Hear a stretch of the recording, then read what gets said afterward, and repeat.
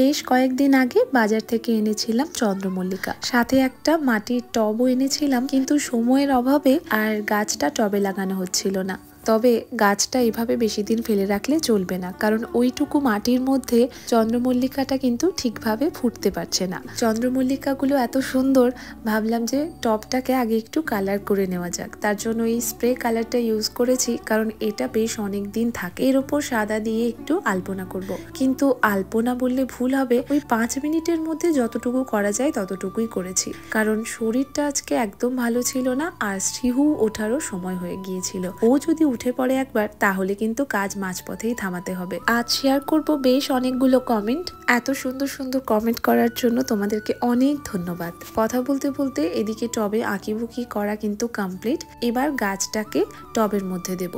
লাল টবে হলুদ ফুল কিন্তু ভারী সুন্দর লাগছিল।